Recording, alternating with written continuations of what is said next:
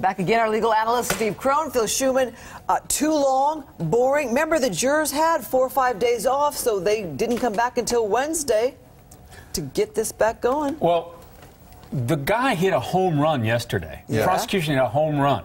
Today, they came back and they put the jury to sleep. One of the attorneys said that in Hal's piece. It was all scientific. It was a lot of analysis, the charts, the chemistry of it all. To me, it was unnecessary. Steve? I tend to agree. I mean, as lawyers, you look in the mirror, you're constantly thinking, did I overlook something? This is a big case for everybody. This is a case that makes careers for all the lawyers, for the judge, for everybody. And you'd hate to go to bed and think, if I'd asked a few more questions, sometimes it gets in the way of theater and it gets in the way of what the jury's thinking. Isn't this a dilemma of all lawyers? Because you have so much information. You've taken in all this information. You've done all the research. And then you have to cull through that and say, all right, this is what I have to do. This is the thing. And I can't go beyond that because sometimes you can just overload the jury. Absolutely, you can. And maybe they did. At some point, perhaps they did.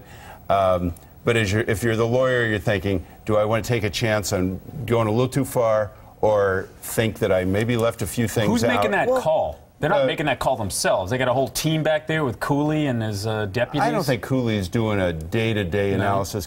Cooley is involved in the big decisions, but he's not telling them which questions to ask. I'm wondering, too, though, because they had this time off, are they thinking they need to refresh the jurors' minds, really lock in their case as they turn it over to the defense next? Because jurors have had 5 days off. Could be. It could be. But, of course, they heard testimony yesterday, and this today was more or less more of the same of what they heard yesterday. But isn't it also, and I think some of your other colleagues have said this, is they have this game plan laid out, and they feel obligated to follow it instead of adjusting as they go, realizing maybe we should stop now. Sometimes we lawyers get in a rut. You figuring out what you're going to do, the witnesses you're going to call, and sometimes you need to step back and say, do I really need that witness? I mean, some of the witnesses they put on, I have no idea. Like, did the prosecution and the defense watch the news and read the coverage? I would think so. And they're probably watching us right now, thinking if we have any suggestions for them. Do they have people from the outside or even in their department who are watching the coverage saying, this is the way it feels from the outside? Because when you're involved, that's how the jurors would perceive it as if not, they certainly should. There's plenty of coverage. Did you watch your cases? Yeah, of course. I want to see what people are thinking because, you know, reflects the jurors. You never know what a jury's thinking, and if you've got outside commentators, bright people like all of you, you might say, yeah, well, all right. But so what we do is we provide you with the cliff notes of a very long and complicated book. And of course, some people will say the cliff notes really don't tell the story.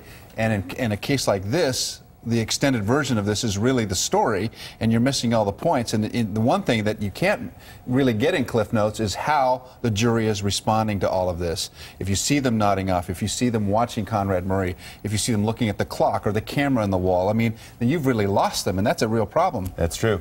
And probably a lot of your viewers have no idea what Cliff Notes are. So that's another thing. Know what Cliff Notes are. Generational thing. Are you losing your jury? Are you losing them because you're overloading them? They're not paying attention. Those are things that lawyers have to be aware of. And obviously, it might be worth stating for people that don't realize it, the camera's not allowed to show the jury, ever. You never show the jurors. So. But lawyers have to watch them. Lawyers have to be aware. Are they nodding off? Are they looking at their watches? And then you adjust. You have to. Okay, more to come.